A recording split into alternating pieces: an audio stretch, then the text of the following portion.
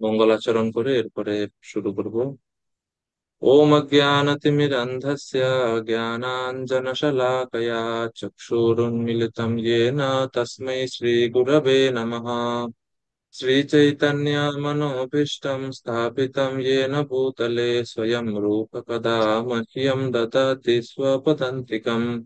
नम ॐ विष्णुपादाय कृष्णपृष्ठाय भूतले श्रीमते भक्तिवेदान्त स्वामिनिति नामिने। नमस्ते सरस्वते देवे गौरवाणी प्रचारिणे निर्विशेष शून्यवादी पश्चात्तदेशतारिणे वंशाकल्पतरुभ्यश्च कृपा सिन्धुभ्यैव च पतितानं पावनेभ्यो वैष्णवेभ्यो नमो नमः। हे कृष्ण करुणा सिन्धु दीनबन्धु जगत्पते गोपेश गोपिका कान्त राधा कान्त नमस्तुते।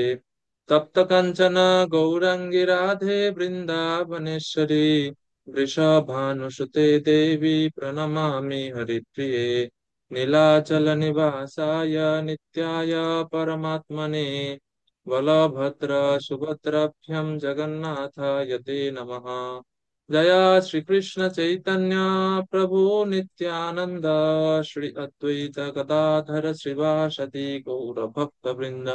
हरे कृष्णा कृष्णा कृष्णा हरे हरे, हरे राम राम राम हरे हरे। ओम नमो भगवते वासुदेवाय। ओम नमो भगवते वासुदेवाय। ओम नमो भगवते वासुदेवाय।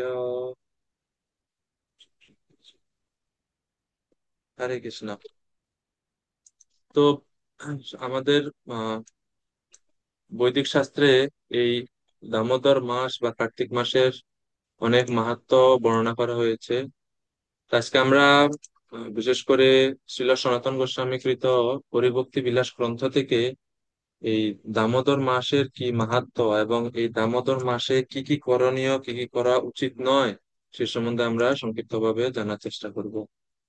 তো প্রথমত আমরা একটু জানা দরকার যে এই দামোদর মাস শুরু কবে থেকে হয়। তো এর দুইটা বিধান আছে।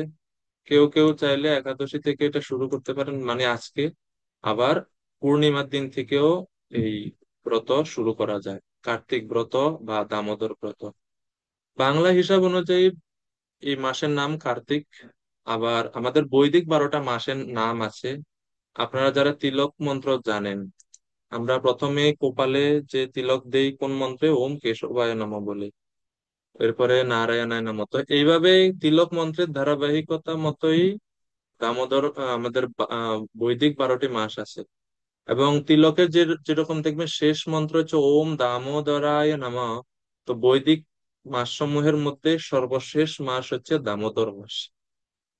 তো এই দামোদর মাস আর কার্তিক মাস প্রায় কাছাকাছি এসে পড়ে, এই জন্য শাস্ত্রে কোথাও কোথাও কার্তিক মাসের দামোদর মাসের এরকম একই সাথে বর্ণনা করা হয়েছে। তো কার্তিক মাস মানে হচ্ছে দামোদর মাস বা এই দামোদর ব্রত। তো আমরা দামোদর মাসটাই পালন করব, কেননা বৈদিক হিসাব অনুযায়ী সেটা হচ্ছে অত্যন্ত মহিমান্বিত। এবং বৈদিক শাস্ত্রের অনেক কি রয়েছে, মানে মহিমা রয়েছে। তা আমরা আগে প্রথমে একটু জেনে নিই যে কার্তিক শব্দের অর্থ কি। তো কার্তিক শব্দটির একটা অর্থ, এমনিতে কার্তিক শব্দের একটা অর্থ হচ্ছে প্রদীপ। প্রদীপ বা দীপ ও মালা, দীপক বা দীপ ও মালা কার্তিক শব্দের একটা অর্থ। অর্থাৎ এই মাসে আমরা সবাই ভগবানকে প্রদীপ দিয়ে আরতি করি, প্রদীপ দিয়ে মন্দির সাজানো হয়। এজন্য এই মাসের নামও কার্তিক মাস। কার্তিক শব্দের সংস্কৃত কার্তিক শব্দের বাংলা একটা অর্থ হচ্ছে দীপক বা দীপমালা, মানে অনেকগুলো প্রদীপ সাজিয়ে ভগবানের মন্দির বা ভগবানের গৃহ উজ্জ্বল করা বা ভগবানকে আরতি করা। এই কার্তিক নামের আরেকটা কারণ হচ্ছে এই মাসে কৃতিকা নামের নক্ষত্র যুক্ত থাকে। তো কৃতিকা নক্ষত্র যুক্ত হওয়ার কারণে এই মাসের আরেক নাম হচ্ছে কার্তিক, কৃতিকা থেকে কার্তিক। এরকম যেরকম পৃথার পুত্র, এই জন্য অর্জুনকে বলা হয় পার্থ। তো একই রকম ভাবে কৃতিকা নক্ষত্র যুক্ত এই মাস, এই জন্য এই মাসের একটা নাম হচ্ছে কার্তিক মাস। তো এই মাসের আরেকটা বিশেষত্ব আমরা দেখতে পাই যে ভগবত গীতায় ভগবান বলছেন যে সমস্ত মাসের মধ্যে আমি হচ্ছে একটা মাস। কেউ বলতে পারবেন যে ভগবান বাংলা 12টি মাসের মধ্যে কোন মাস ভগবান গীতায় ভগবান বলছেন এটা? সমস্ত মাসের মধ্যে আমি হচ্ছে এই মাস, গীতায় ভগবান বলছেন। কেউ কারো জানা আছে, কেউ মনে আছে? মাসানাম মার্গশীর্ষ ইয়ম। শ্রীবাস জানেন। তো সমস্ত মাস সমূহের মধ্যে আমি হচ্ছে মার্গশীর্ষ। মার্গশীর্ষ মানে হচ্ছে অগ্রহায়ণ মাস। অগ্রহায়ণ মাসকে বলা হয় মার্গশীর্ষ। তো ভগবান গীতা বলছে যে আমি মানে ওই অগ্রহায়ণ মাসের অধিষ্ঠাতা দেবতা হচ্ছে ভগবান স্বয়ং শ্রীকৃষ্ণ। তো আমরা দেখবেন যে যখন আমরা ভগবানের নাম গ্রহণ করি, ভগবানের নামের আগে আমরা শ্রীমতী রাধারানীর নাম উচ্চারণ করি। আমরা কখনো বলি না কৃষ্ণ রাধা, কখনো বলি না মাধব রাধা, এরকম বলি না। আমরা বলি রাধা মাধব, রাধা কৃষ্ণ, রাধা গোবিন্দ। প্রথম আমরা শ্রীমতী রাধারানীর নাম আগে নেই, তারপরে কৃষ্ণের নাম উচ্চারণ করি। এটা হচ্ছে শাস্ত্রের বিধান যে প্রথমে রাধারানীর নাম উচ্চারণ করতে হবে, তারপরে কৃষ্ণের নাম। আদৌ সমুচ্চারিত রাধা পশ্চাৎ কৃষ্ণম চ মাধবম। প্রথমে ভগবানের নাম উচ্চারণ করতে হবে, পরে শ্রীমতী সরি প্রথমে শ্রীমতী রাধারানীর নাম, এরপরে হচ্ছে ভগবান শ্রী কৃষ্ণের নাম উচ্চারণ করতে হবে। তো যেই রকম ভগবানের নাম থাকে পরে, আগে থাকে শ্রীমতী রাধারানীর নাম, তদ্রূপ এই বাংলা 12 মাসের মধ্যে অগ্রহায়ণ মাস হচ্ছে ভগবান, ভগবান এটা গীতায় বলছে। আর এই কার্তিক মাস হচ্ছে, কার্তিক মাসের অধিষ্ঠাত্রী দেবী হচ্ছে শ্রীমতী রাধারানী। এই জন্য এই আমরা শ্লোক থেকে দেখবো একটু পরে যে কিভাবে শ্রীমতী রাধারানী হচ্ছে এই মাসের অধিষ্ঠাত্রী দেবী। হ্যাঁ, এই মাসকে, এই কার্তিক মাসকে ঊর্জা মাসও বলা হয়, বা এই কার্তিক ব্রতকে ঊর্জা ব্রতও বলা হয়ে থাকে বৈদিক শাস্ত্রে। ঊর্জা শব্দের অর্থ কি? ঊর্জা মানে হচ্ছে শক্তি। হ্যাঁ, শ্রীমতী রাধারানী এই মাসের অধিষ্ঠাত্রী দেবী। আর শ্রীমতী রাধারানী হচ্ছে ভগবানের সমস্ত শক্তির আধার, সমস্ত শক্তির সম্মিলিত রূপ। এবং এই মাসে আমরা যত বেশি ভজন করব, ভজনের ফলে, ভগবানের আরাধনার ফলে, অল্প একটু ভক্তি করেও আমরা এই মাসে অনেক আধ্যাত্মিক শক্তি, আধ্যাত্মিক উন্নতি সাধন করতে পারি। এজন্য এই মাসের নাম হচ্ছে ঊর্জা মাস বা ঊর্জা ব্রত। হ্যাঁ? তো অর্থাৎ কার্তিক মাস হচ্ছে শক্তি, আর কৃষ্ণ হচ্ছে অগ্রহায়ণ মাস, তিনি হচ্ছেন শক্তিমান। তো শক্তি এবং শক্তিমান যেরকম সবসময় একসাথে থাকে, তদ্রূপ কার্তিক এবং অগ্রহায়ণ মাস, এই জন্য এই দুইটা মাস সবসময় একসাথে থাকে, একসাথে থাকে। তো আমরা এখন একটু দেখি যে এই মাসের সম্বন্ধে শাস্ত্রে কি বলা হচ্ছে। তো আমাদের আচার্যগণ এই মাসের বর্ণনা দিচ্ছেন বিভিন্ন বৈদিক শাস্ত্র থেকে শ্লোক, বিভিন্ন প্রামাণিক শ্লোক দিয়ে। তো আমরা দেখবো এগুলো এখন।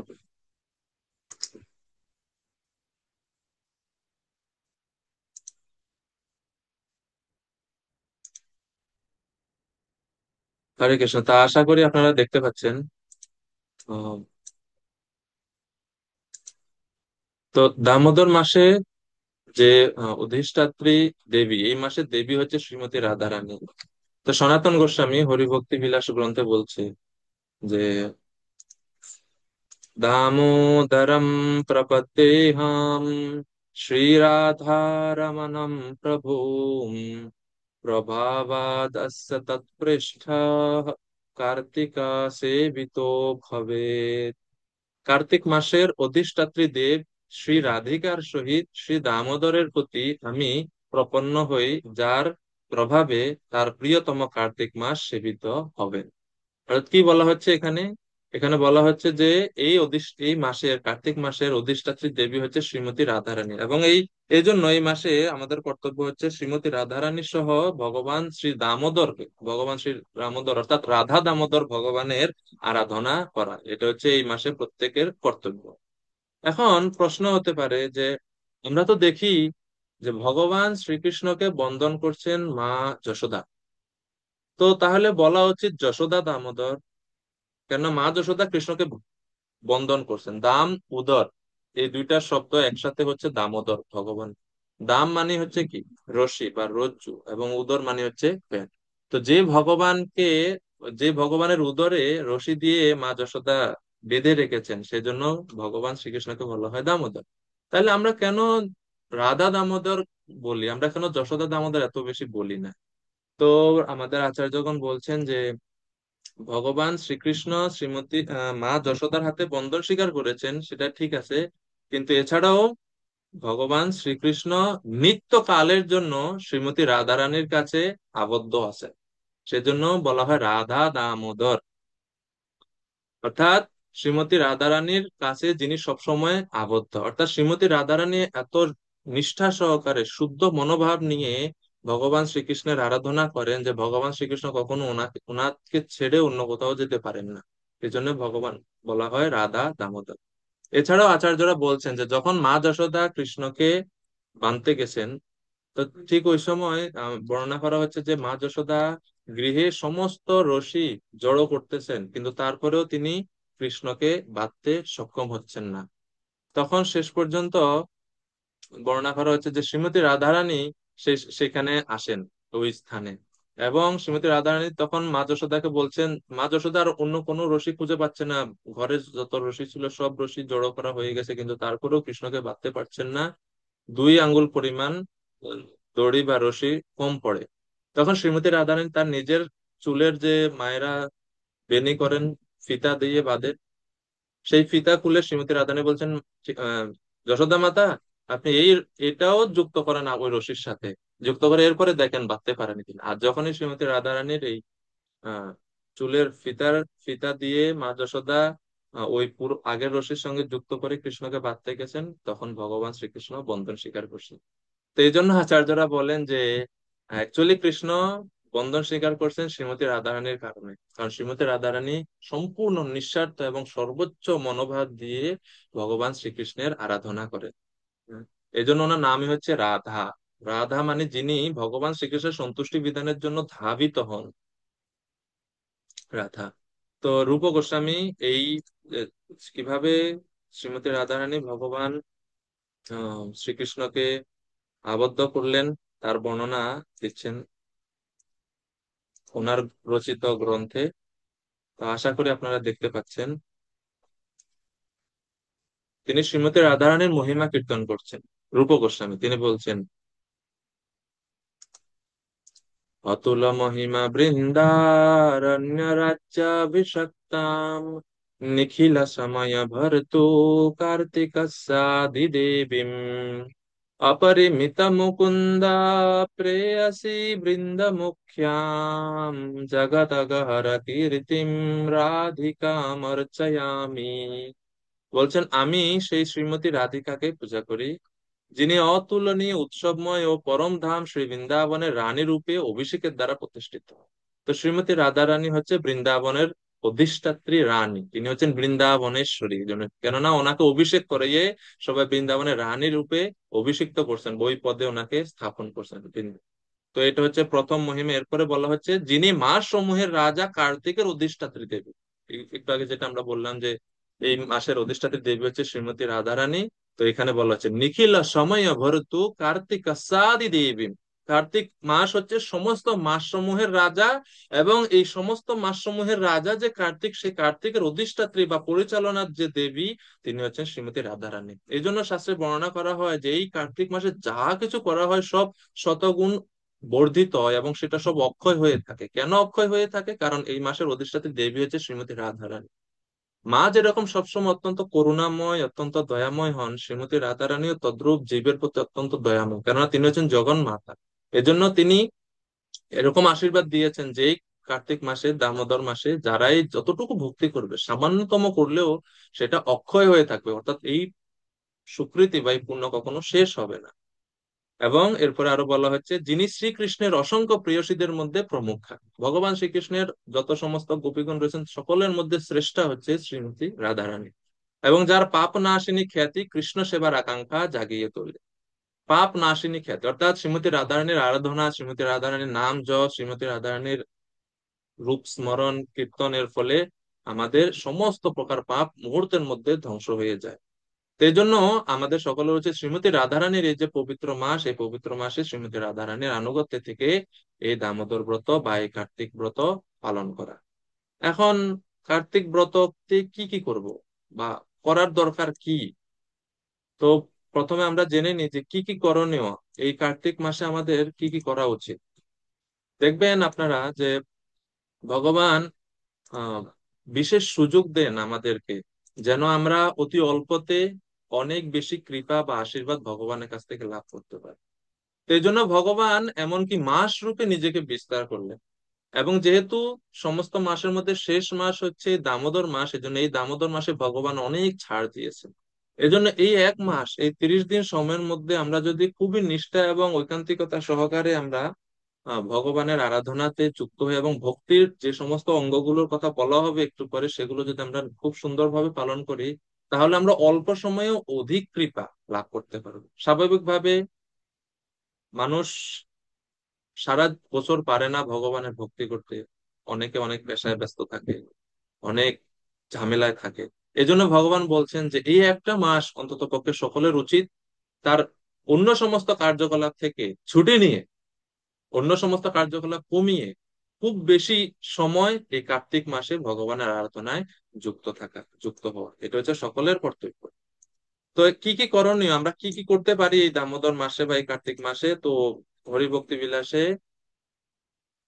সনাতন গোস্বামী তিনি করণীয় সমূহ বলছেন এক এক করে। তো আমরা অনেকগুলো দেখবো, এজন্য আপনারা চাইলে এগুলো খাতায় লিখে রাখতে পারেন যে আমরা কি করা উচিত এই দামোদর মাসে।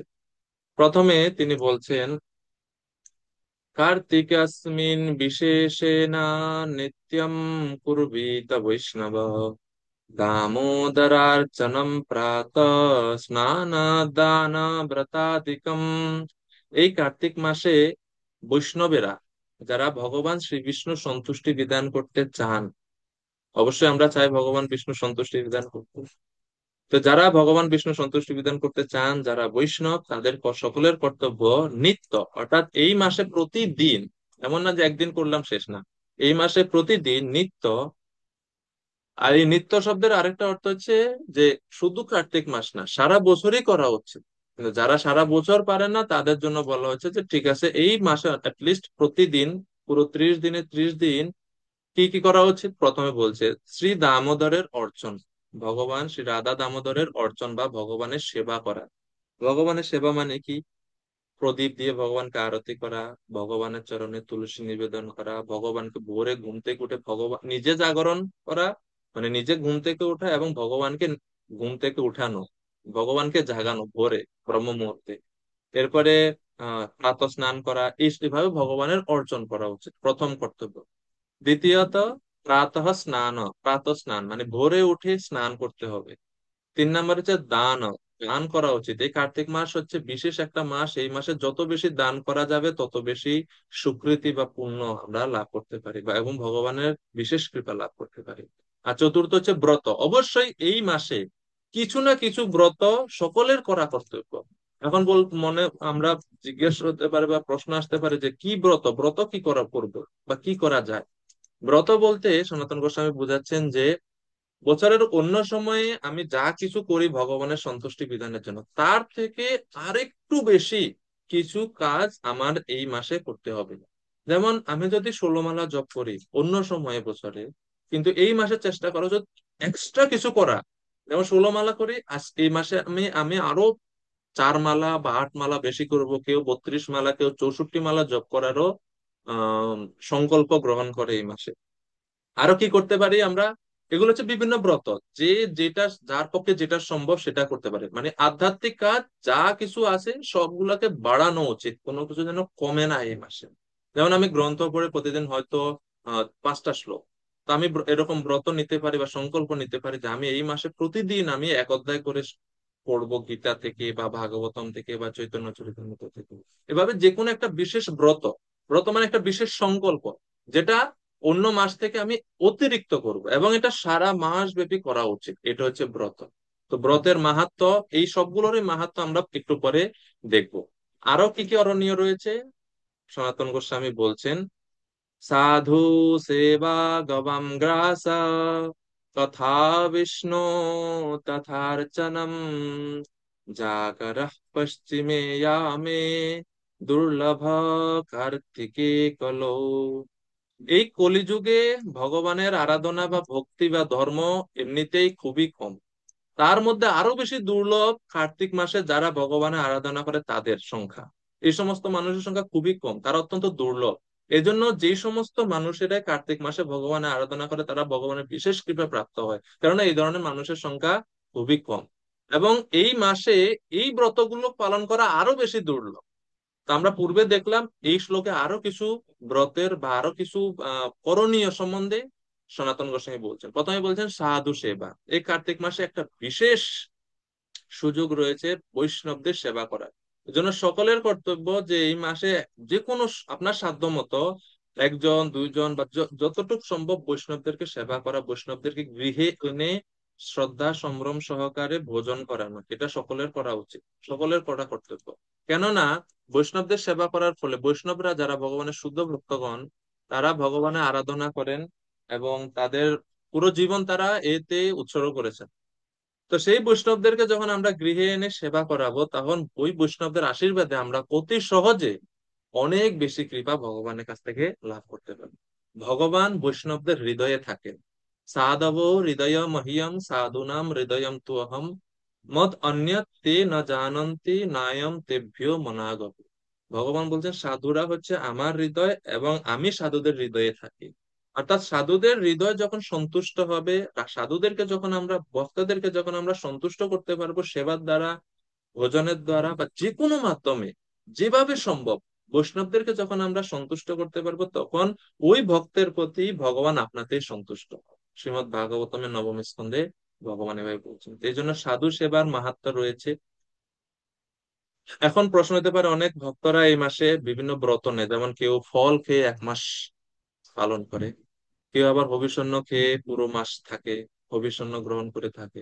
তো এই জন্য দেখবেন যে হয়তো এই মানে কার্তিক মাস চলাকালীন সময় আপনি বৈষ্ণবদেরকে গৃহে এনে ভোজন করাতে পারবেন না আপনার ইচ্ছা মতো। তখন কি করতে হবে? তখন করণীয় হচ্ছে, যখন কার্তিক ব্রত বা দামোদর ব্রত শেষ হবে, শেষ যেদিন এর পরে আপনি অবশ্যই বৈষ্ণবদেরকে গৃহে এনে আপনার সাধ্য মতো তাদেরকে ভোজন করাবেন। তাহলে এই এক মাস ব্রত করে যতটুকু কৃপা আমরা লাভ করলাম, তার থেকে অধিক গুণ কৃপা আমরা এই সাধুদের সেবা করার ফলে লাভ করতে পারি। তো এই যে পরবর্তী গুরুত্বপূর্ণ করণীয় আমরা এই কার্তিক মাসে অবশ্যই করা উচিত সাধু সেবা। এখন যেখানে পাওয়া যায় সাধুদেরকে সেবা করতে হবে। দুই নাম্বার দ্বিতীয় বলা হচ্ছে গবাম গ্রাস, গো গ্রাস দান। গো গ্রাস দান মানে হচ্ছে গো সেবা, গাভীকে ভোজন করানো, গাভীকে প্রণাম করা, গাভীকে প্রদক্ষিণ করা, গো সেবা। মোট কথা গাভী সেবা করতে হবে এই মাসে, কার্তিক মাসে। ভগবানকে বলা হয় নমো ব্রহ্মণ্য দেবায় গো ব্রহ্মণ্য হিতায় চ। ভগবানের নামই হচ্ছে গোবিন্দ, ওনার নাম গোপাল। উনি গাভী সেবা করেন, উনি গো পালন করেন, এই জন্য ওনার নাম হচ্ছে গোপাল। এই জন্য গাভীগণ হচ্ছেন ভগবান শ্রীকৃষ্ণের অত্যন্ত প্রিয়। এই জন্য গাভীদের সেবার ফলে এই কার্তিক মাসে আমরা অশেষ কৃপা লাভ করতে পারি। তৃতীয় এবং অনেক বেশি গুরুত্বপূর্ণ, বলতে গেলে সবচেয়ে বেশি গুরুত্বপূর্ণ অঙ্গের মধ্যে একটা হচ্ছে বিষ্ণু কথা বিষ্ণু তথার্চনম। কথা বিষ্ণু মানে ভগবান শ্রী বিষ্ণু সম্বন্ধীয় কথা বা হরি কথা শ্রবণ করা কর্তব্য। এই কার্তিক মাসে প্রতিদিন চেষ্টা করবেন, এটা একটা সংকল্প নেওয়া উচিত যে আমি যেন প্রতিদিন ভগবানের ভক্তদের কাছ থেকে ভাগবত কথা বা কৃষ্ণ কথা শ্রবণ করতে পারি, একদিনও যেন বাদ না যায়। হরি কথা শ্রবণ এত বেশি গুরুত্বপূর্ণ এই মাসে। এরপরে আরো বলা হচ্ছে তথা অর্চনম। অর্চনম মানে ভগবান হরির বা রাধা দামোদরের পূজা করা। আর জাগরহ পশ্চিমে ইয়ামে, অর্থাৎ রাত্রির শেষ প্রহরে জাগরণ। রাত্রির শেষ প্রহরে জাগরণ মানে হচ্ছে ব্রহ্ম মুহূর্তে ঘুম থেকে ওঠা। কখনো এই চেষ্টা করবেন যারা একটু দেরিতে উঠেন বা উঠতে পারেন না ভোরে, এই কার্তিক মাস এক মাস যেন আপনি ভোরে, অর্থাৎ সূর্য ওঠার 1 ঘন্টা 36 মিনিট পূর্বে উঠা। এটা হচ্ছে ব্রহ্ম মুহূর্ত, ওই সময় আপনি জাগরণ করবেন। মানে এটা হচ্ছে রাত্রির শেষ প্রহর, এই সময়টা হচ্ছে অত্যন্ত শুভ। আমরা দেখবো একটু পরে এর মাহাত্ম্য, ব্রহ্ম মুহূর্তে নিদ্রা ত্যাগ এবং ব্রহ্ম মুহূর্তে ঘুম থেকে উঠে স্নানের কি বিশেষ বা ফল রয়েছে তা আমরা দেখতে পাবো। তো সাধু সেবা, গো সেবা, হরি কথা শ্রবণ, ভাগবত কথা শ্রবণ, ভগবানের পূজা এবং রাত্রি শেষ প্রহরে জাগরণ। ভগবানের পূজাটাও অত্যন্ত সহজ, এমন না ভাবা উচিত না যে খুব কঠিন, আমি কিভাবে অর্জন করব। যাদের অন্য কোনো কিছুর সামর্থ্য নেই, অ্যাটলিস্ট বলা হচ্ছে এই মাসে আমরা যদি ভগবানকে তুলসী এবং জল নিবেদন করি, যাদের অন্য সামর্থ্য না, তারা এইটাও যদি করে তাও অনেক কৃপা লাভ করা যায়। হ্যাঁ, প্রতিদিন চেষ্টা করবেন যত বেশি সম্ভব তুলসী নিবেদন করা ভগবানের চরণ। তুলসী হচ্ছে ভগবানের অত্যন্ত প্রিয়। এরপরে আরো বলা হচ্ছে কি কি করা উচিত এই দামোদর মাসে। গীতা শাস্ত্র বিনোদেন কার্তিকম ইয়ো নয়ন্নরঃ না তস্য পুনরাবৃত্তি ময়া দৃষ্টা কলিপ্রিয়া।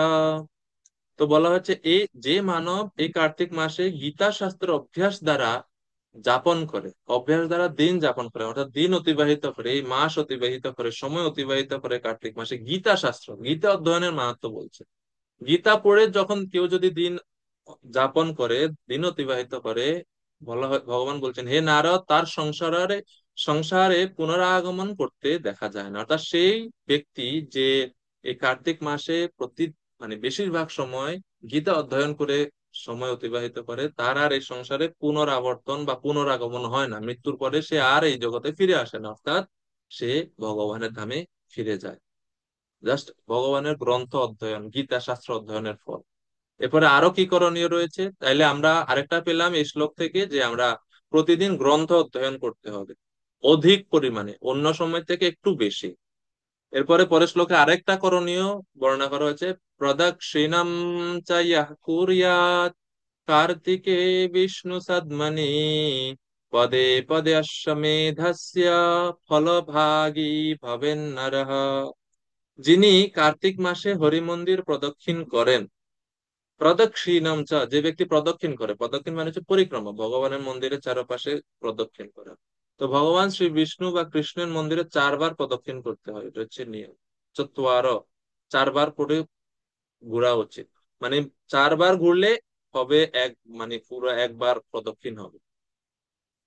তো এর বলা হচ্ছে যে প্রদক্ষিণে কি মাহাত্ম্য, পদে পদে অশ্বমেধস্য ফলভাগী ভবেন নর। প্রতি পদে পদে অর্থাৎ পরিক্রমার সময় যখন আমরা স্টেপ মানে পায়ের পদক্ষেপ ফেলি, এই পদে পদে অশ্বমেধ যজ্ঞের ফল একজন ভক্ত লাভ করে থাকে। এই এত মহিমান্বিত এই ভগবানের মন্দির প্রদক্ষিণ করা। সেই জন্য চেষ্টা করবেন এই মাসে, কার্তিক মাসে যেন আমরা প্রতিদিন ভগবানের শ্রী মন্দির পরিক্রমা বা প্রদক্ষিণ করতে পারি। ভগবানের মন্দির প্রদক্ষিণ, তারপরে তুলসী দেবী প্রদক্ষিণ করা, এই সবগুলো অত্যন্ত গুরুত্বপূর্ণ এই দামোদর মাসে, সকলের করা কর্তব্য। এরপরে আরো বলা হচ্ছে আর কি কি করা যায়, আর কি কি বিশেষ করণীয় রয়েছে, বলা হচ্ছে গীতম বাত্যম চ নৃত্যম চ কার্তিকে পুরতো হরে यः करोति नरो भक्त्या लभते चक्षयं पदम् हरेर्नाम सहस्राख्यं गजेन्द्रस्य च मोक्षणम् कार्तिके पठते यस्तु पुनर्जन्म न विन्दते।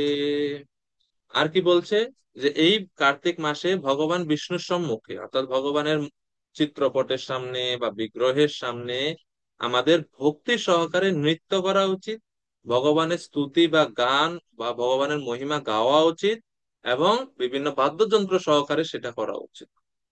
এর ফলে কি হয়, অক্ষয় পদে গতি হয়। লভতে চ অক্ষয়ম পদম। অক্ষয় পদ মানে কি, যেই পদ বা যেই স্থান কখনো ক্ষয় হয় না, সেটা হচ্ছে অক্ষয় পদ। জগৎ তো ক্ষয় হয়ে যায়, পৃথিবী তো প্রলয় হয়, এজন্য এটা হচ্ছে ক্ষয় জগৎ। আর ভগবানের দাম কখনো ক্ষয় হয় না, কমে না, ভগবানের মহিমা কখনো হ্রাস পায় না, এই জন্য ভগবানের এই ধামকে বলা হয় অক্ষয় পদ। পদ শব্দের অর্থ হচ্ছে স্থান, পদ শব্দের অর্থ হচ্ছে ধাম বা আবাসস্থল। তো ভগবানের ধামে গমন করা যায় কি করলে, বেশি কঠিন কিছু না, ভগবানের সামনে নৃত্য করব, গাইবো, বাদ্য মৃদঙ্গ করতাল সহকারে, এটা তো আনন্দের বিষয়। কিন্তু এই এত আনন্দের জিনিসগুলো করেই আমরা ভগবানের কৃপা লাভ করতে পারি। আরো বলা হচ্ছে আর কি করা, হরের নাম সহস্রাক্ষম গজেন্দ্রস্য চ মোক্ষণম। কার্তিক মাসে বিষ্ণু সহস্র নাম জপ করা বা পাঠ করতে পারেন কেউ কেউ চাইলে। এবং গজেন্দ্রস্য চ মোক্ষণম, শ্রীমদ্ ভাগবতমে যে গজেন্দ্র মোক্ষণ লীলা রয়েছে অষ্টম স্কন্ধ ভাগবতমে, এই গজেন্দ্র মুখ্যন লীলা শ্রবণ করা বা পাঠ করা এই মাসে এক বিশেষ মহিমান্বিত, শাস্ত্রে এখানে বলা হচ্ছে।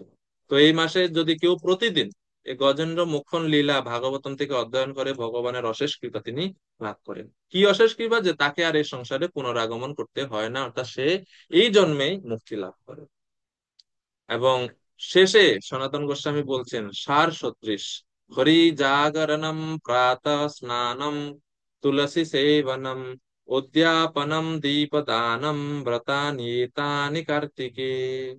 এই সমস্ত ব্রত কার্তিকে করা উচিত। কি কি ব্রত? হরি জাগরণম, ভগবান শ্রী হরির সন্তুষ্টি বিধানের উদ্দেশ্যে ভোরে ব্রহ্ম মুহূর্তে জাগরণ করা এবং ভগবানকে উঠানো, মানে ভগবানকে ভোরে উঠে ভগবানকে ঘুম থেকে উঠানো। তারপরে প্রাত স্নানম, ঘুম থেকে উঠে কি করব? উঠে স্নান করতে হবে। বৈদিক সময়ে আহ মুনি ঋষিরা তারা নদীতে স্নান করতেন, বিভিন্ন পবিত্র নদীতে বা আম, গঙ্গা আদির বিভিন্ন পবিত্র নদীতে স্নান করতেন। এবং কার্তিক মাসে অনেক ঠান্ডা। তো কিন্তু এখন তো আমাদের যারা শহরে থাকে, বিশেষ করে তাদের জন্য তো নদীতে স্নান করা সম্ভব না। তো তাদের ক্ষেত্রে করণীয় কি? যারা নদীতে বা পবিত্র তীর্থে স্নান করতে পারেন না, তাদের জন্য খুব সহজ পদ্ধতি হচ্ছে, গৃহে আপনি যখন স্নান করবেন, বাথরুমে বা যেখানেই হোক, সেখানে সেই জল হাতে নিয়ে আমাদের গুরু মহারাজ বলছেন যে গঙ্গা দেবীকে আহ্বান করবেন মন্ত্রের দ্বারা। যারা এই মন্ত্র জানেন, গঙ্গে চ যমুনে চৈব গোদাবরী সরস্বতী নর্মদে সিন্ধু কাবেরী জলস্মিন সন্নিধিম কুরু, এই দ্বারাতে সমস্ত তীর্থকে আহ্বান করা হয়। অথবা গুরু মহারাজ বলছেন সহজ যে পন্থা, যে জল হাতে নিয়ে তিনবার গঙ্গা গঙ্গা গঙ্গা এই মন্ত্র উচ্চারণ করলেও আপনি গঙ্গা দেবী এখানে আসবেন। তো সেই জলে স্নান করলে গঙ্গা স্নানের সমান ফল লাভ করা যায়। এবং আরেকটা গুরুত্বপূর্ণ, সবচেয়ে গুরুত্বপূর্ণ বলতে গেলে সেটা হচ্ছে ভগবান শ্রী রাধা দামোদরের উদ্দেশ্যে বা ভগবানের উদ্দেশ্যে প্রদীপ নিবেদন করা। এটা হচ্ছে সবচেয়ে গুরুত্বপূর্ণ অঙ্গ এই দামোদর মাস বা কার্তিক মাসে, যেটা সকলেই করে থাকে। এখন প্রদীপ দানেরও ভগবান অনেক ছাড় দিয়েছেন আমাদেরকে। কিরকম ছাড় মানে কি? ছাড় মানে হচ্ছে, দেখেন, কেউ যদি নিজে প্রদীপ নিবেদন করতে মানে সক্ষম না হন, ব্যর্থ হন, তাহলে তিনটা আলাদা আলাদা পন্থা আছে। এই শ্লোকে বলা হচ্ছে যে অশক্ত দীপদানস্য পরদীপান প্রবোদয়ে তেষাং বা রক্ষণম কুর্যাৎ বাদাদিভ্য প্রয়ত্নত। কার্তিকে কেউ যদি প্রদীপ নিবেদন করেন সেটা তো অবশ্যই মহিমান্বিত, কিন্তু কেউ যদি প্রদীপ নিজে নিবেদন করতে না পারেন কোনো অসুবিধার কারণ, নিজে আমি প্রদীপ দ্বারা ভগবানকে আরতি করতে সক্ষম হলাম না, অসমর্থ হলাম, কিন্তু তিনি যদি পরের প্রদত্ত দীপকে, অর্থাৎ অন্য কেউ প্রদীপ নিবেদন করে আরতি করে রেখে দেয় না, রেখে দিছেন, তো সেই প্রদীপ জ্বলছে, নিভে নিভে যাচ্ছে, ঠিক ওই সময় আপনি আপনি ওই ব্যক্তির, ওই ভক্তের দেখানো প্রদীপের সলতাটা একটু এগিয়ে দেন, অর্থাৎ প্রদীপটা সলতাটা নিভে যাচ্ছে, আপনি জাস্ট সলতাটা একটু এগিয়ে দিলেন যেন আরেকটু জ্বলে। এই যে আপনি যে এগিয়ে দিলেন, উদ্দীপ্ত করলেন তার মানে প্রদত্ত অগ্নিকে বা প্রদীপকে, এর ফলে আপনিও এই প্রদীপ নিবেদনের সমান ফল লাভ করবেন। আর এটা হচ্ছে দ্বিতীয় পন্থা। প্রথম হচ্ছে প্রদীপ নিবেদন করা, যদি না পারে তাহলে অন্য প্রদত্ত প্রদীপকে উদ্দীপ্ত বা জ্বালিয়ে দেওয়া, আরেকটু জ্বালাতে সহযোগিতা করা। আর তিন হচ্ছে, যদি কারো প্রদীপ নিবেদন করে রাখছে কিন্তু বাতাসের ফলে নিভে যাচ্ছে, কিন্তু আপনি তখন হাত দিয়ে সেই প্রদীপকে যদি বাতাস থেকে রক্ষা করেন, প্রদীপকে জ্বলতে সহযোগিতা করেন, তাহলে এর ফলেও আপনি প্রদীপ নিবেদনের ফল বা ভগবানের কৃপা আমরা লাভ করতে পারি। এত বিশেষ, এত ছাড় ভগবান দিচ্ছে এই দামোদর মাসে। তো যেটা একটু আগে বললাম যে কেন রাধা দামোদর বলা হয়, যশোদা দামোদর কেন আমরা অত বলি না, তো রূপ গোস্বামী এর কারণ বলছেন এই শ্লোকে। অঙ্গ শ্যাম লিমা চটাবিরভিতো মন্দিকৃতিন্দীবরম জট্যম জগূঢ়রোচিষম বিদধতম পটাম্বরস্য শ্রিয়া বৃন্দারণ্য বিলাসিনম হৃদি লসদ্ধাম বিরামোদরম রাধাস্কন্দ নিবেশিতুজ্জলভুজম ধ্যায়েম দামোদরম। তো শ্রীমতী রাধারানী এবং শ্রীকৃষ্ণের যে অতি উন্নত স্থিতি এবং অতি উন্নত সম্পর্ক, সেটাই এই শ্লোকে বলছে যে তিনি রাধা দামোদরের ধ্যান করছেন। সেই রাধা দামোদর কিভাবে আছেন বলছে, আমি সেই শ্রী দামোদরের ধ্যান করি যার শ্যামল অঙ্গকান্তি নীল পদ্মসমূহকে ম্লান করে দেয়। ভগবান শ্রীকৃষ্ণের অঙ্গকান্তি, ভগবান শ্রীকৃষ্ণের শরীরের যে জ্যোতি, সেটা হচ্ছে শ্যামল। সেই শ্যামল অঙ্গকান্তি পদ্ম, একটা পদ্ম ফুল রয়েছে নীল পদ্ম, সেই নীল পদ্মের যে সৌন্দর্য, সেই সৌন্দর্যকেও ফিকে করে দেয়, ম্লান করে দেয় যখন ভগবান সেই পদ্মের সামনে যায়। এটা হচ্ছে ভগবানের দেহের অঙ্গকান্তির সৌষ্ঠব বা মাহাত্ম্য। এরপরে বলা হচ্ছে ভগবানের দেহের যে বস্ত্র রয়েছে, পীতাম্বর বস্ত্র বা পট্ট বস্ত্র, উজ্জ্বল হলুদ বর্ণের বা সোনালী বর্ণের যে বস্ত্র রয়েছে, সেই বস্ত্রের উজ্জ্বলতা কুমকুমের দ্যুতিকে স্তম্ভিত করে তোলে। অর্থাৎ কুমকুমের যে জ্যোতি বা দ্যুতি রয়েছে, আলো রয়েছে, সেটাকেও ম্লান করে দেয় এরকম। তারপরে আরো বলা হচ্ছে যিনি বৃন্দাবন বনে আনন্দময় লীলা করেন। ভগবান শ্রীকৃষ্ণ তার গোপসখা গাভীগণ গোপীগণের সহিত বৃন্দাবনে বিবিধ অদ্ভুত আশ্চর্যময় লীলা সম্পাদন করে থাকেন, এবং যার বক্ষে উজ্জ্বল পুষ্পমাল্য সুগন্ধ বিস্তার করে। ভগবানের গলায় সবসময় বনমালা থাকে এবং সেই মালা কখনো মলিন হয় না বা মুচড়ে যায় না, সবসময় সতেজ থাকে ভগবানের মালা। এবং সেখান থেকে সুন্দর ঘ্রাণ, ফুলের ঘ্রাণ প্রবাহিত হয়, এবং এর ফলে মৌমাছিরা আকৃষ্ট হয়ে ভগবানের সেই মালার সাথে সবসময় চলাফেরা ঘুরতে থাকে। এবং এরপরে বলা হয়েছে যার মনোরম বাহু শ্রী রাধার স্কন্ধে ন্যস্ত রয়েছে। এই যে ছবিতে দেখতে পাচ্ছেন, শ্রীমতী রাধারানীর স্কন্ধে ভগবান শ্রীকৃষ্ণের হাত এবং শ্রীমতী রাধারানীর হাত কৃষ্ণের স্কন্ধে। এইভাবে নিত্যকাল রাধা এবং কৃষ্ণ তারা সবসময় একসাথে থাকেন। ভগবান শ্রীকৃষ্ণ হচ্ছে অজিত, ওনাকে কেউ জয় করতে পারে না, কিন্তু তিনি ভক্তের ভক্তির দ্বারা জিত বা বশীভূত হতে পারে। এবং সবচেয়ে শ্রেষ্ঠ হচ্ছে শ্রীমতী রাধারানী, এবং শ্রীমতী রাধারানীর এই অকৃত্রিম নিঃস্বার্থ সেবার দ্বারা শ্রীকৃষ্ণ সবসময় তার বশীভূত। এই জন্য বলা হয় রাধা দামোদর। এখন প্রশ্ন হচ্ছে, যারা এই কার্তিক মাসে এই সমস্ত ব্রত আদি পালন করে না, তাদের কি হবে বা তাদের কি ফল, তাদের কি গতি হয়?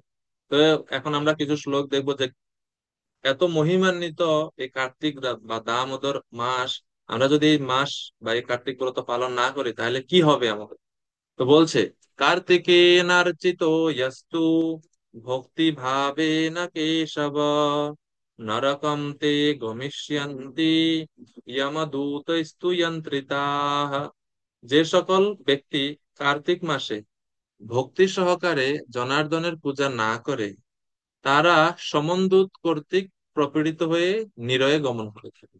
অর্থাৎ যে সমস্ত ব্যক্তিরা ভক্তি সহকারে ভগবানের উদ্দেশ্যে ব্রত বা ভগবানের পূজা আদি করে না এই কার্তিক মাসে, তারা যমদূতেরা কর্তৃক পীড়িত হয়ে বা কষ্টপ্রাপ্ত হয়ে, যমদূতের হাতে আঘাত পেয়ে বা যমদূতদের দ্বারা মার খেয়ে তারা নিরয়ে বা নরকে গমন করে থাকে। এটা হচ্ছে তাদের গতি, যারা এই কার্তিক মাসে এই আমরা যে সমস্ত ব্রতের কথা বললাম সেই সমস্ত ব্রত যারা পালন করে না, তাদের এই গতি। এখন আমরা একটু আগে পড়লাম যে দামোদর মাসে বা এই কার্তিক মাসে প্রাতঃ স্নান করা হচ্ছে। প্রাতঃ স্নান বা ব্রহ্ম মুহূর্তে উঠার কি গুরুত্ব শাস্ত্রে বর্ণনা করা হচ্ছে। ব্রহ্ম মুহূর্তটা কি বলছে, রাত্রে চতুর্দশ ভাগ মুহূর্ত ব্রাহ্ম উচ্চতে। অর্থাৎ সূর্য ওঠার 96 মিনিট আগে থেকে, 1 ঘন্টা 36 মিনিট আগে থেকে যে শুরু হয় এই ব্রহ্ম মুহূর্ত, এই সময় উঠা উচিত। উঠে আরো শাস্ত্রে বলা হচ্ছে এই সময় উঠলে কি হয়, ভোরে ঘুম থেকে উঠলে কি হয়। মনুস্মৃতিতে বলছে, ব্রাহ্মে মুহূর্তে ইয়া নিদ্রা সা পুণ্যক্ষয় কারিণী। অর্থাৎ এই ব্রহ্ম মুহূর্তে যদি কেউ ঘুমিয়ে থাকে, কি হয়, সা পুণ্যক্ষয় কারিণী, তা আমাদের পুণ্যকে ক্ষয় করে। এই ব্রহ্ম মুহূর্তে যদি ঘুমিয়ে থাকি তাহলে আমরা যে পুণ্য অর্জন করেছি বিভিন্ন পুণ্য কর্ম করে, সৎ কাজ করে, সেই সমস্ত পুণ্য কর্মগুলো ক্ষয় হয়ে যায় যদি আমরা ব্রহ্ম মুহূর্তে ঘুমাই থাকি। এজন্য এই বিশেষ করে কার্তিক মাসে চেষ্টা করা উচিত ব্রহ্ম মুহূর্তে আগেই নিদ্রা ত্যাগ করা। অষ্টাঙ্গ হৃদয় গ্রন্থে, এটা হচ্ছে একটা যোগ শাস্ত্র, সেখানে বলা হচ্ছে যে ব্রহ্ম মুহূর্তে যদি কেউ নিদ্রা ত্যাগ করে তাহলে কি হয়, কি কি সুবিধা তিনি লাভ। বলছে, ব্রাহ্মী মুহূর্ত মুক্তিষ্ঠেত স্বাস্থ্য রক্ষার্থম আয়ুষ তত্র সর্বার্থ শান্তার্থম স্মরেত চ মধুসূদন। ব্রাহ্মী মুহূর্ত উত্তিষ্ঠে, কেউ যদি ব্রহ্ম মুহূর্তে নিদ্রা ত্যাগ করে, তাহলে কি হয়? স্বাস্থ্য রক্ষার্থম আয়ুষ, তার স্বাস্থ্য সুস্বাস্থ্যের অধিকারী হয়, দীর্ঘায়ুর অধিকারী হয়, এবং তার শরীর মন সবকিছু শান্ত থাকে। আর ওই সময় আমাদের উচিত স্মরেচ্চ, ওই ব্রহ্ম মুহূর্তে উঠে কি করব আমরা? স্মরেচ্চ মধুসূদন, ভগবান শ্রী মধুসূদন বা ভগবান শ্রীকৃষ্ণের স্মরণ, ভগবানের নাম জপ, মঙ্গল আরতি ইত্যাদি করা উচিত ব্রহ্ম মুহূর্তে। এটা হচ্ছে ব্রহ্ম মুহূর্তের কাজ। ওই সময় না ঘুমানো উচিত, না অন্য কোনো কাজ করা উচিত, না সময় নষ্ট করা উচিত। উঠে তাড়াতাড়ি স্নান করে, ব্রহ্ম মুহূর্তে স্নান অধিক সময় না নিলে ভালো, যত শীঘ্রই স্নান করে এরপরে ভগবানের নাম জপ এবং মঙ্গল আরতি আদি ভগবানের সেবা করা উচিত ব্রহ্ম মুহূর্তের পর। এরপরে রূপ গোস্বামী হরিভক্তি বিলাসে বলছেন যে কেউ যদি ভোরে ঘুম থেকে উঠে, বিশেষ করে কার্তিক মাসে, তাহলে কি ফল তিনি লাভ করেন? বলছেন, জাগরম কার্তিকে মাসি ইয়ঃ করোতি অরুণোদয়ে দামোদরাগ্রে বিপ্রেন্দ্র গো সহস্র ফলম লভেত।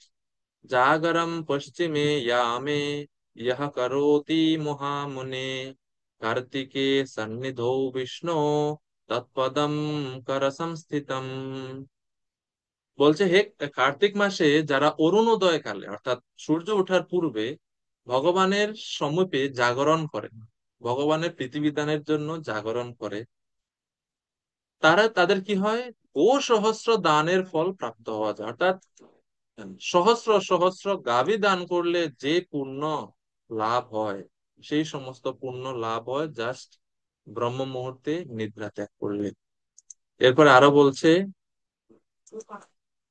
হে মহর্ষে, কার্তিকের শেষ প্রহরে শ্রী হরির সমীপে জাগরণ করলে হরিপদ পরগত হয়।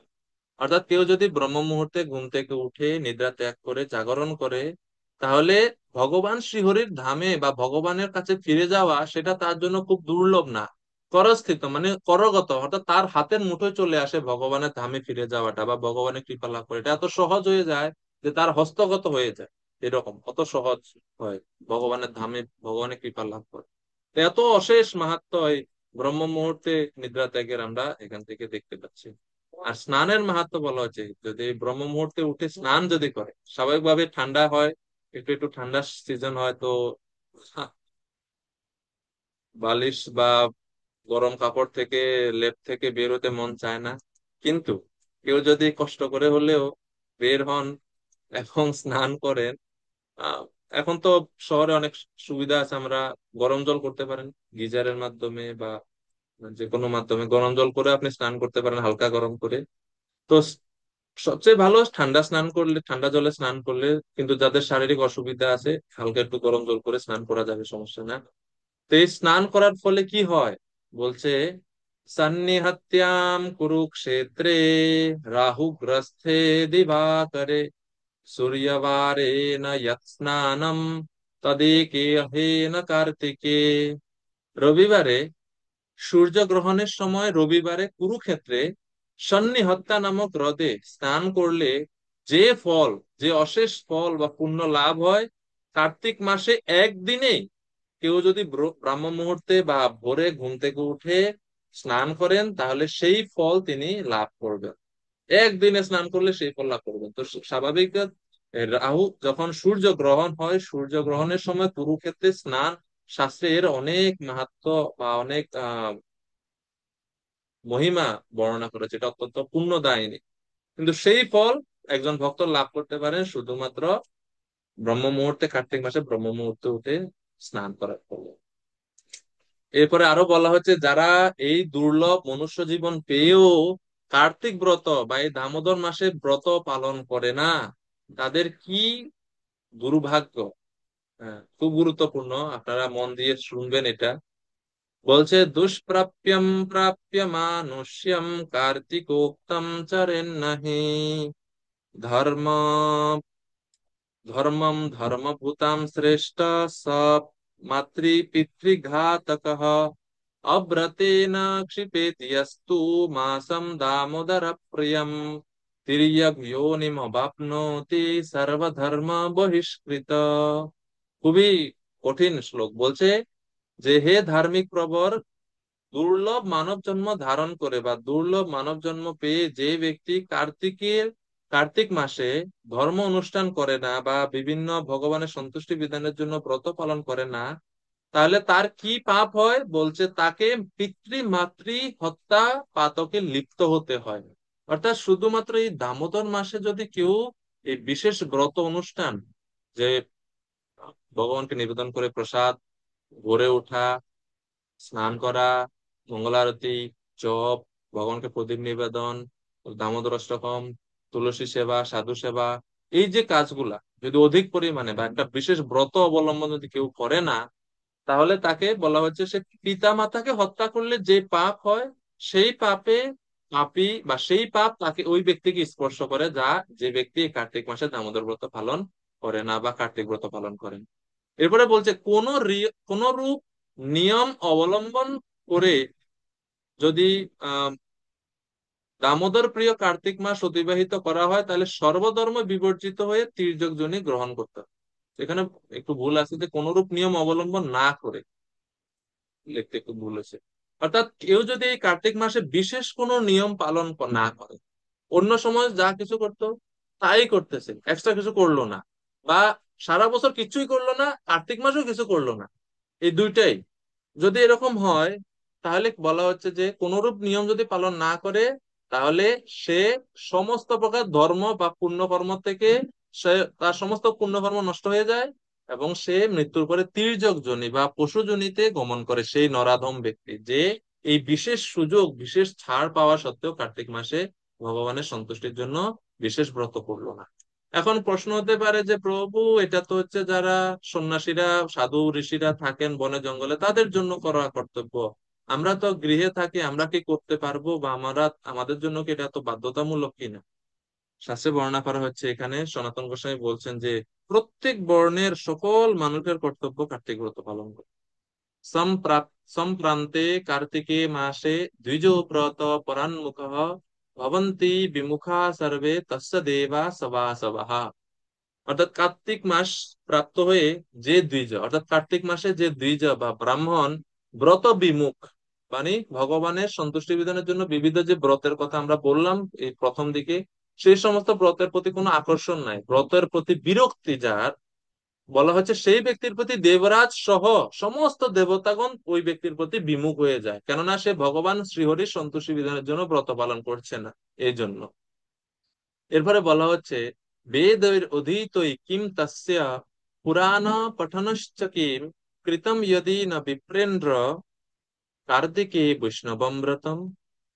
কার্তিকে যদি সে বৈষ্ণব ব্রত পালন না করলো, তাহলে বেদ সমূহ অধ্যয়নের কি ফল এবং পুরাণ পাঠ করে কি ফল, অর্থাৎ শাস্ত্র গ্রন্থ করে কি লাভ হবে যদি কেউ এই কার্তিক মাসে ভগবানের সন্তুষ্টি বিধানের জন্য এই ব্রত পালন না করে।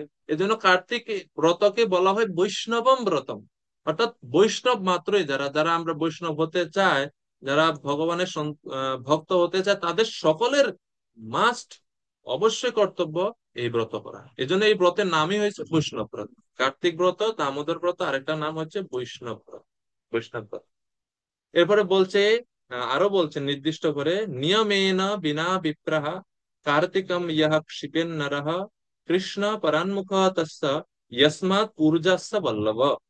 বিনা নিয়মে, অর্থাৎ বিশেষ কোনো নিয়ম পালন করে না যারা এই মাসে, বিনা নিয়মে যে সকল ব্যক্তি কার্তিক মাস অতিবাহন করে, হরি তাদের প্রতি বিমুখ থাকেন, কেননা ওই মাস হরির পরম প্রীতিপদ, ভগবান শ্রীহরির অত্যন্ত প্রীতিপদ বা প্রিয় হচ্ছে এই কার্তিক মাস। এই জন্য এই কার্তিক মাসে যারা ভগবানের সন্তুষ্টি বিধানের জন্য কোনো ব্রত বা কোনো বিশেষ নিয়ম পালন করে না, তারা হচ্ছে ভগবান তাদের প্রতি এত সন্তুষ্ট বা প্রসন্ন হন না সেই সমস্ত ব্যক্তিদের প্রতি। এভাবে কার্তিক মাসের মাহাত্ম্য বা দামোদর মাসের মাহাত্ম্য বর্ণনা করা হচ্ছে। আর দামোদর মাসে দীপদানের মাহাত্ম্য কি, মানে ভগবানকে যদি আমরা প্রদীপ নিবেদন করি এই মাসে, তার কি মাহাত্ম্য রয়েছে? তো শাস্ত্রে সনাতন গোস্বামী এই প্রদীপ নিবেদনের মাহাত্ম্যের কথা বলছেন, যে অবশ্যই আমাদের এই প্রদীপ নিবেদন করা উচিত এই দামোদর মাসে।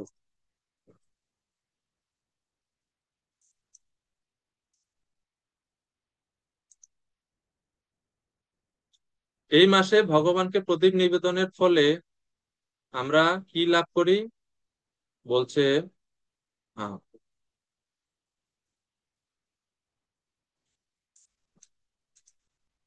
কল্প কোটি সহস্রাণি পাতকানি বহুন্যপি নিমেষার্ধেন দীপস্য বিলয়ম ইয়ান্তি কার্তিকে। যিনি কোটি সহস্র পাতকে পাতকে, মানে কোটি কোটি পাপে জর্জরিত এরকম ব্যক্তিও যদি কার্তিক মাসে ভগবানের মন্দিরে নিমেষার্ধের জন্য, নিমেষ মানে হচ্ছে খুবই কম সময়, নিমেষ, এই নিমেষেরও অর্ধেক সময়ের জন্য যদি কেউ ভগবানের মন্দিরে এসে ভগবানকে প্রদীপ নিবেদন করে, বা গৃহে ভগবান রাধা দামোদর বা যশোদা দামোদরের চিত্রপটের সামনে বা প্রতিমার সামনে বিগ্রহের সামনে যদি প্রদীপ নিবেদন করে, অল্প সময়ের জন্য, সেকেন্ডেরও কম সময়ের জন্য যদি কেউ করে থাকে, তাহলে বলা হচ্ছে কি ফল হবে, তিনি তার সমস্ত পাপ থেকে মুক্ত হন। কল্প কোটি সহস্র মানে কোটি জন্মে যত পাপ, সমস্ত পাপ থেকে তিনি মুক্ত হয়ে যান যখন তিনি ভগবানের সামনে প্রদীপ নিবেদন করেন। এটা হচ্ছে দামোদর মাসে ভগবানের প্রদীপ দানের মাহাত্ম্য। এটা আরো বলা হচ্ছে কার্তিকে, সরি, নিমেষার্ধার্ধ মাত্রে না দীপদানে না কার্তিকে না তৎ ক্রতুশতৈ প্রাপ্য ফলম তীর্থ শতৈ অপি। কার্তিক মাসে নিমেষ মাত্র বা নিমেষার্ধ কালের জন্য হরি মন্দিরে দীপ প্রদান করলে যে পুণ্য অর্জিত হয়, শত শত যজ্ঞ দ্বারা বা শত শত তীর্থ সেবার দ্বারাও সে পুণ্য প্রাপ্তির সম্ভাবনা নাই। নিমেষ আর্ধকালের জন্য মানে সেকেন্ডেরও কম সময়ের জন্য যদি কেউ প্রদীপ নিবেদন করে, বলছে শত শত যজ্ঞ করে পূর্বে যে সমস্ত পুণ্য বা সুকৃতি মানুষ লাভ করত, শত শত যজ্ঞের পুণ্য সহজে আমরা এই প্রদীপ নিবেদন করে ভগবানের সামনে আমরা লাভ করতে পারি, এবং শত শত তীর্থে ভ্রমণের ফল আমরা লাভ করতে পারি। এই হচ্ছে ভগবানের সামনে ভগবানের কাছে প্রদীপ নিবেদনের এই হচ্ছে বিশেষ মাহাত্ম্য শাস্ত্রে বর্ণনা করা হচ্ছে।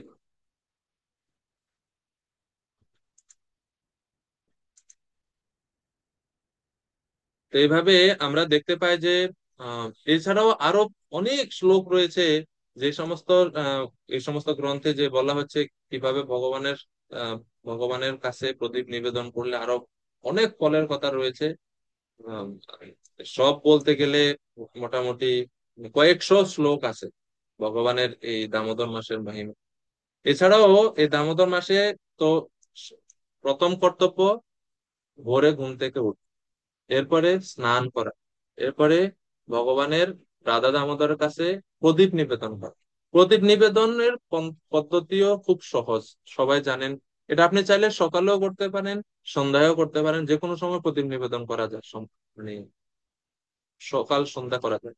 তারপরে সবচেয়ে গুরুত্বপূর্ণ যে আরেকটা গুরুত্বপূর্ণ কাজ, সেটা হচ্ছে তুলসী সেবা। তুলসী দেবী হচ্ছে ভগবানের অত্যন্ত প্রিয়, বিষ্ণুর অত্যন্ত বল্লভা, ভগবানের অত্যন্ত প্রিয় হচ্ছে তুলসী। এই জন্য তুলসী সেবা যদি কেউ করে, তুলসী সেবা কিভাবে, তুলসী দেবী প্রণাম, তুলসী দেবীর মূলে জল প্রদান, তারপরে হচ্ছে তুলসী বৃক্ষ রোপণ, তুলসীর যে বন রয়েছে অর্থাৎ তুলসীর বাগান যেখানে রয়েছে, সেই বাগান যদি কেউ পরিচর্যা করে, তুলসী পত্র চয়ন করে ভগবানের চরণে নিবেদন, এই সমস্ত কার্যের ফলে, এবং তুলসী দেবী পরিক্রমা করা, প্রদক্ষিণ করা, এগুলো করলে আমরা খুব মানে অনেক বেশি কৃপা লাভ করতে পারি। তো এইভাবে হম, শাস্ত্রে বলা হয়েছে গরুড় পুরাণে, জাস্ট আমরা কিছু মাহাত্ম্য শুনে নিই যে তুলসীর, তুলসী মাহাত্ম্য বলছে, ইয়াদ গৃহে তুলসী কাষ্ঠম পত্রম শুষ্কম অথ আদ্রকম ভবতে নৈব পাপম তৎ গৃহে সংক্রমতে কল। অর্থাৎ যে বাড়িতে, যার গৃহে তুলসী বৃক্ষ থাকে, তুলসী কাঠ থাকে, তুলসী পাতা থাকে, এবং সেটা যদি শুষ্ক অবস্থায়ও থাকে, বলা হচ্ছে সেই গৃহে কলিযুগে পাপ প্রবেশ করতে পারে না। কলি প্রবেশ করতে পারে না, পাপ প্রবেশ করতে পারে না তার গৃহে, যেহেতু তুলসী দেবী আছে। হুম। এবং বলা হয়েছে তুলসীর পত্র, পুষ্প, ফল, কাষ্ঠ সবকিছু পবিত্র। তুলসী দেবীর বৃক্ষের গোড়ার মধ্যে ভগবান শ্রীকৃষ্ণ সমস্ত তীর্থ সহ সমস্ত কৃষ্ণ অবস্থান করেন, তুলসী দেবীর বৃক্ষের মূলে, এবং তুলসী দেবীর যে ডালপালা সমূহ সেই সমস্ত ডালপালাতে সমস্ত দেবতারা অবস্থান করে। তো এই হচ্ছে তুলসীর এত বিশেষ মাহাত্ম্য। এই জন্য তুলসী দেবীর পরিক্রমা করলে সমস্ত তীর্থের পরিক্রমার ফল আমরা লাভ করতে পারি। তো এগুলো হচ্ছে আমাদের মানে করণীয়। আমরা দামোদর মাসে আমরা যদি সত্যিই চাই আমার ভক্তিকে আরো বেগবান করার জন্য, আমার হৃদয়কে আরো বেশি শুদ্ধ করার জন্য, এবং ভগবানের কৃপা লাভ করার জন্য, তাহলে আমাদের এই সমস্ত কাজগুলো করা উচিত: বৈষ্ণব সেবা, গো সেবা, তুলসী সেবা, ভগবানের অধিক নাম জপ, প্রদীপ নিবেদন, ভোরে ঘুম থেকে ওঠা, এবং ভগবানকে নিবেদন করে প্রসাদ ছাড়া অন্য কোনো কিছু না খাওয়া, এবং সমস্ত প্রকার পাপ কর্ম বর্জন করা। এই দামোদর মাসে সবকিছু শতগুণে বর্ধিত হয়, এই জন্য পাপ কর্ম শতগুণে বর্ধিত হয়। অর্থাৎ পাপ যদি একটা করে, এটা 100টা পাপের ফল হবে। এজন্য বেশি করে পুণ্য কাজ বা সুকৃতিমূলক কাজ করা উচিত, এবং পাপ কর্ম থেকে দূরে থাকা উচিত এই পবিত্র মাসে। এই হচ্ছে সংক্ষিপ্ত ভাবে এই দামোদর বা কার্তিক মাসের বিশেষ মাহাত্ম্য। তো এই কার্তিক মাস বা দামোদর মাস পালন করার জন্য বিভিন্ন শাস্ত্রের সংকল্প মন্ত্রের আহ রয়েছে। সংকল্প মন্ত্র পাঠ করে এই দামোদর ব্রত বা কার্তিক ব্রত শুরু করা উচিত। হরিভক্তি বিলাসে সনাতন গোস্বামী এই সংকল্প মন্ত্র দিচ্ছেন। এটা হচ্ছে এই সংকল্প মন্ত্র: कार्तिके अहं करिष्यामि प्रातः स्नानं जनार्दनम् प्रीत्यर्थं तव देवेश दामोदर मया सह। কার্তিক মাসের শুরুতে মন্দিরে, যারা মন্দিরে আসতে পারেন, সন্ধ্যায় সংকল্প হয়, সংকল্প পাঠ করা হয় যে হে প্রভু। ওই সংকল্প কি? সংকল্প হচ্ছে আগের দিন আপনি প্রতিজ্ঞা করলেন যে এই 1 মাস ব্যাপী আপনি বিশেষ বা অধিক কি কি করবেন ভগবানের সন্তুষ্টি বিধানের জন্য, এটাকে বলা হচ্ছে সংকল্প।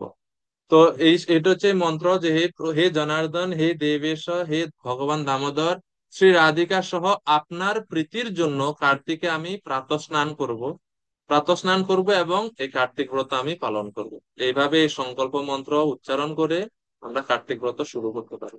আর সবচেয়ে গুরুত্বপূর্ণ বিষয় হচ্ছে এই ব্রত অনুষ্ঠানের একটাই মাত্র উদ্দেশ্য সকল ভক্তদের হওয়া উচিত, সেটা হচ্ছে প্রীতি অর্থম তব দেবেশ, ভগবানের সন্তুষ্টি বিধানের জন্য এই ব্রত করা উচিত। অন্য কোনো জড়জাগতিক জিনিস চাওয়া উচিত না এই ব্রত করে। কারণ এর এত বিশেষ সুযোগ আমরা পাচ্ছি, কেন জড়জাগতিক জিনিস চেয়ে আমরা এই সুযোগটা হারাবো?